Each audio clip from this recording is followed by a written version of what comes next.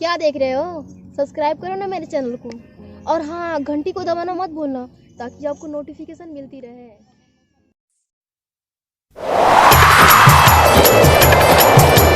भारत माता की जय करूं और जपू श्री राम। भारत माता की जय करूं और जपू श्री राम। देशभक्ति करता रहूं जन्म जन्म 100 बार, जन्म जन्म 100 बार। मौत मिले जो इस जन्म में पुनः मैं लूं अवतार। मौत मिले जो इस जन्म में पुनः मैं लूं अवतार। जब भी मेरा जन्म हो भारत हो निज धाम, भारत हो निज धाम। रिकॉर्डिंग बाय जय गंगा स्टूडियो सूरसंड।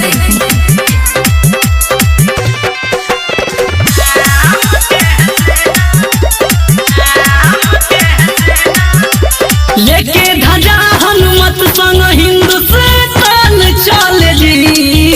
लेके ध्वजा हनुमत संग हिंदुस्तान चले जी। श्री राम के हसेना सीना तान चल जी।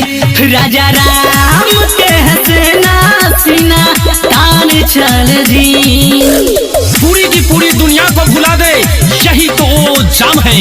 पूरी की पूरी दुनिया को भुला दे यही तो वो जाम है।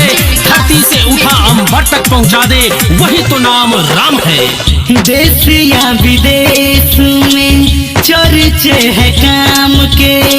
रचता इतिहास बंदे प्रभु श्री राम के। प्रभु श्री राम के। हाँ, देश या विदेश में चर्चे है काम के। रचता इतिहास बंदे प्रभु श्री राम के। करने को बंदन रघुनंदन गुण गान चले जी। करने को बंदन रघुनंदन गुण गान चले जी। श्री राम के हसेना सीना तान चल जी। राजा राम के हसेना सीना तान चल जी। राम नाम का जाप है हर मुश्किल का तोड़। राम नाम का जाप है हर मुश्किल का तोड़। जप लो राम नाम का तुम दोनों हाथों को जोड़, तुम दोनों हाथों को जोड़। अब न रुकेगा चाहे गलती अनजान हो। हम हिंदुओं का एक ये पहचान हो।